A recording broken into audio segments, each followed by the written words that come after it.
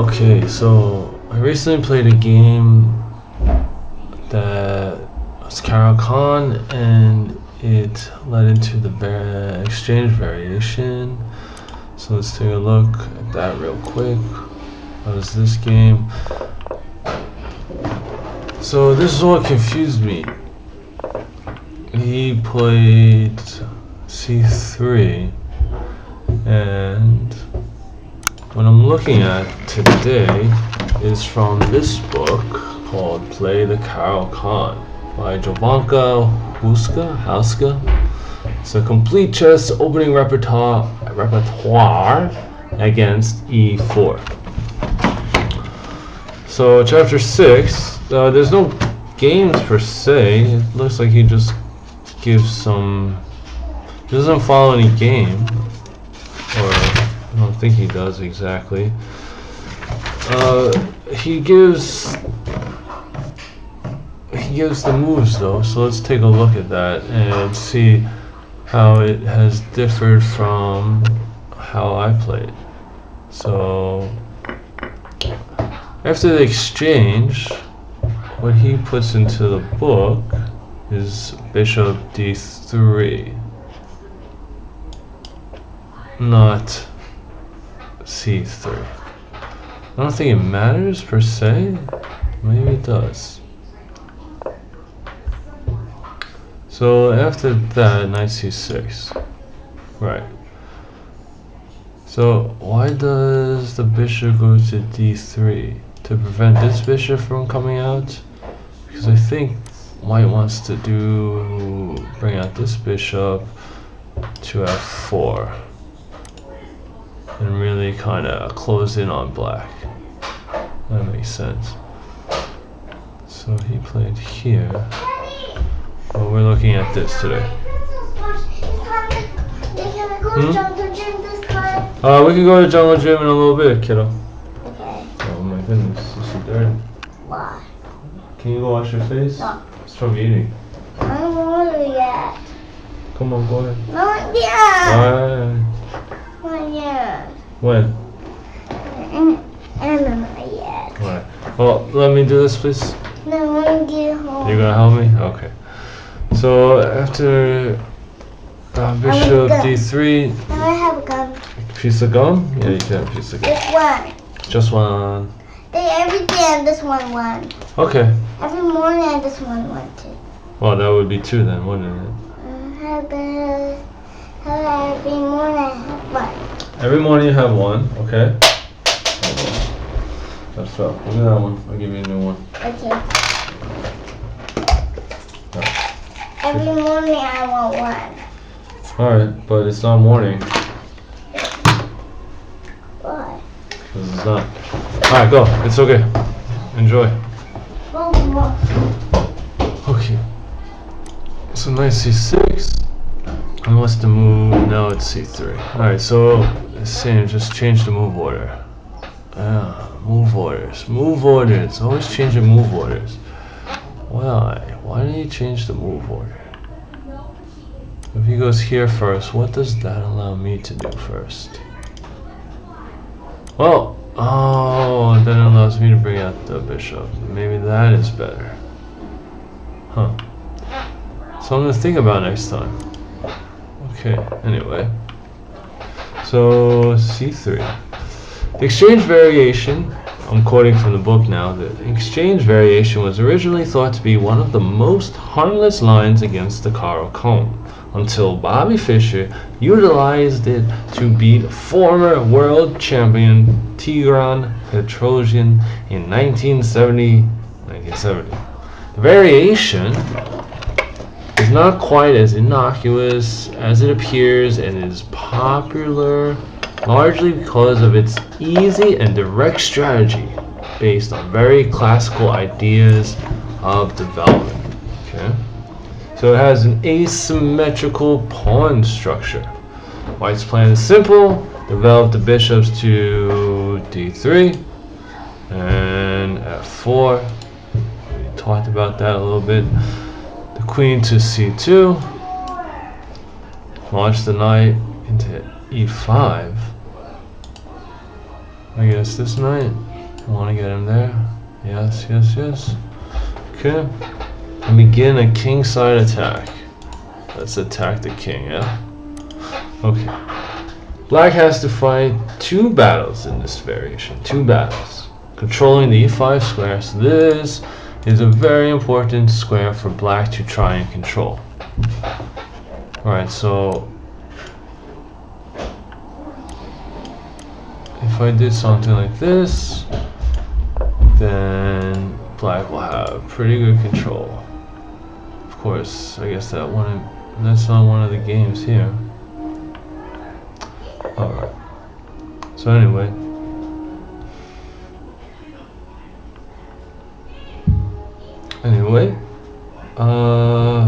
Controlling the e5 square, that's one fight black is fighting for, and the other is finding a place for his light squared bishop. Yes, that could be a problem, right? Controlling, that is, if white plays bishop d3 and h2 to h3, bishop d3 and h2 to h3, where should the bishop go? That's a good question. The approach I am recommending is very straightforward response in which black develops in a logical way. Since nothing is happening in the center, and nor is it likely to, then each side must concentrate their forces on the wings. Okay, fighting on the wings. The asymmetrical pawn structure shows us where both sides should base their plans. The white pawn chain, b2, c3, d4, points towards the king side. Alright? Oops, that was a mistake.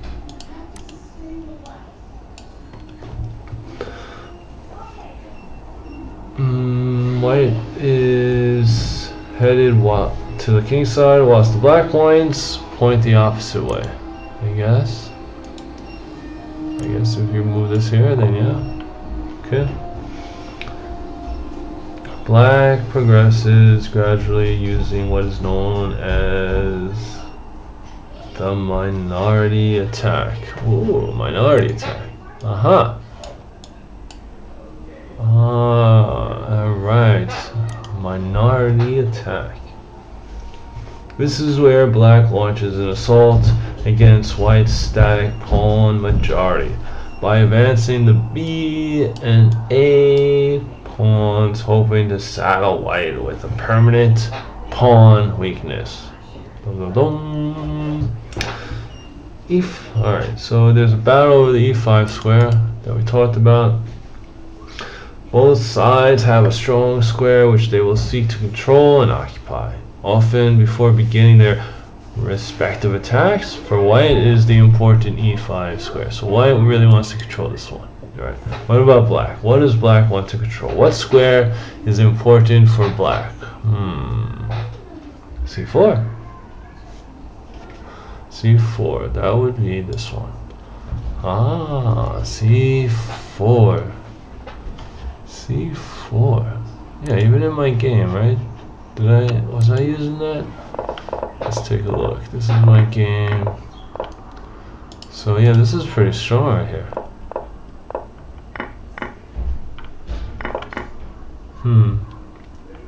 I know towards the end my plan was to get the knight to here. I think that's what that's what I wanted to do. Yeah. Okay. Sorry, back to our study. So weak points. For white, the queenside pawns, in particular c3, this is a weak pawn. Okay, weak pawn, are vulnerable to attack.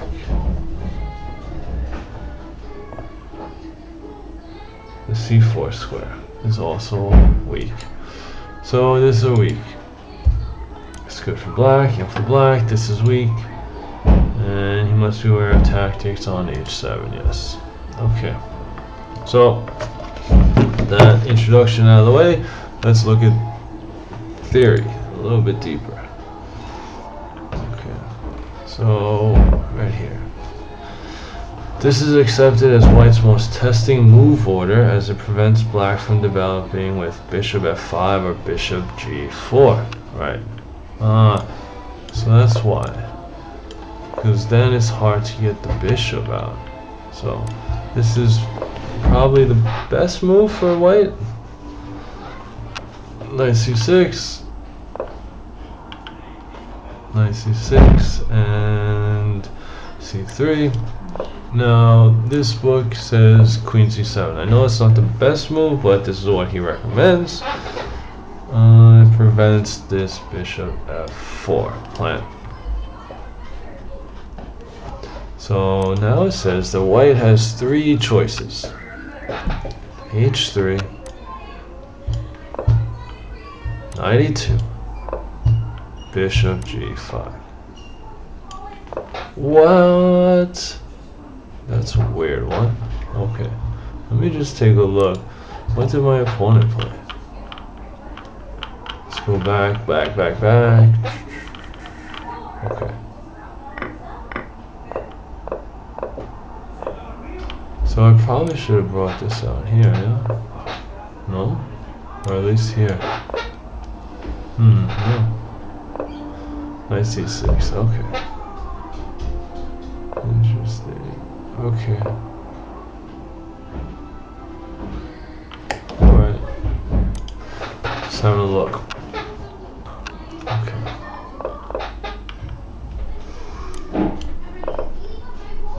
So let's take a look at h3. The clear aim of h3 is to prevent black from developing his c8 bishop.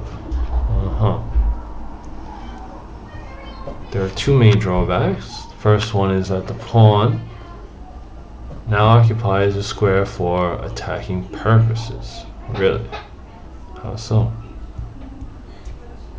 White would ideally like a queen or rook to stand on h3. Oh, because you're going for a kingside attack. So if the idea is to go for a kingside attack, well, this changes a little bit, I guess, because you would want the queen to maybe come over, or a rook to make it this way and come over, something like that. Huh? So many arrows. Goodbye. Okay. Why would I do that? Okay, closing, and this means that black can play e6. So if we play e6, let me do this. Closing the c8 to h3 diagonal. c8. What? c8 to h3. Without too much fear. Secondly, playing h2 to h3 is a kingside concession, which means that the idea of g7 to g6 followed by bishop f5 is greatly strengthened. So if I want to do like this, yeah, because it'll be harder. But I guess you could still move this off. This I don't fully understand. This means that black can play e6, closing down the diagonal. Can we play g6? There's still games. There are still games.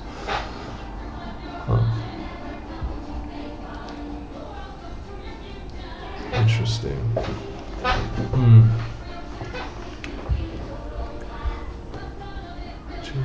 G6. So it says g6, followed by bishop f5.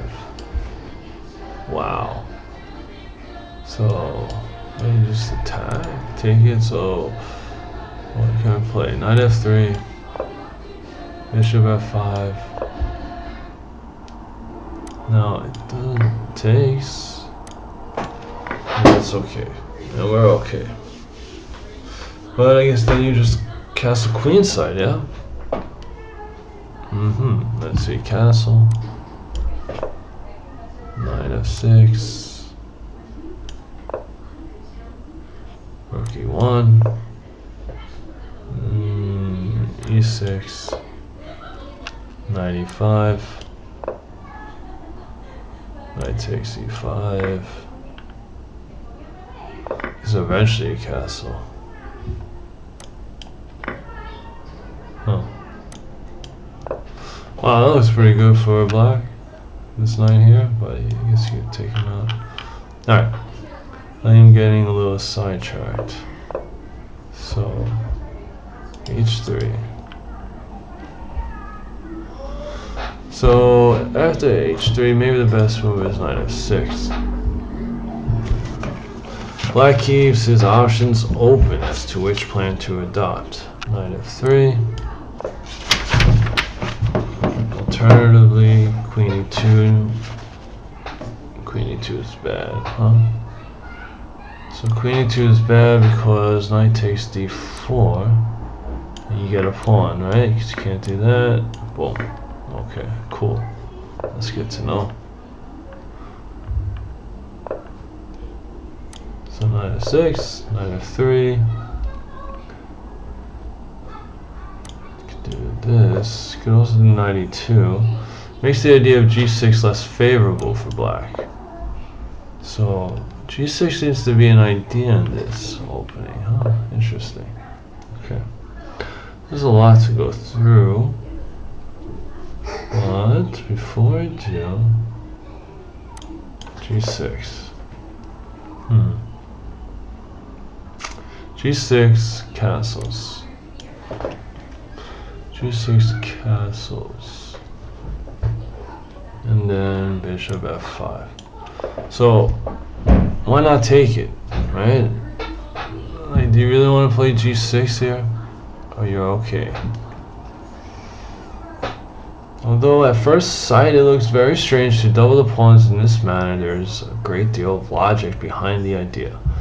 Black secures the e4 square. So you do it for your knight. Your knight's got a perfect little spot right there. That's, and then I guess this is breathing down on the king. Oh yeah. Oh, okay.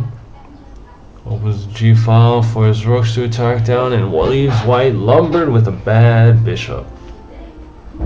White's got a bad bishop. This one? Why? Can't go there. Can go here, but if this is I guess we'll just get it away. Yeah, where's he gonna go? Well, then he can go back. Interesting. No, I can't go there.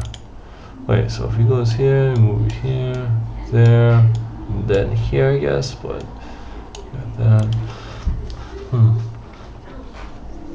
Alright, is there anything else I want to really look at? So this is just that first move, h3, which I've seen a few times while playing. So let me just take a look. Do people take the... Are they going to take it? Maybe not, right? So if they don't take it, well, maybe it's better to play rook e1, and then black can take. And then we can go here. So this, okay, this is an idea, if you can get it. If white plays h3,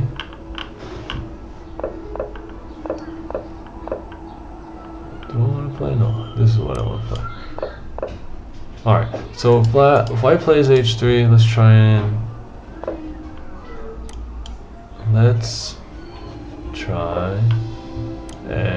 go g6 and feed and kettle my bishop. Cool. Alright, that's it for now. It's been kind of long. Thank you for watching. Bye bye.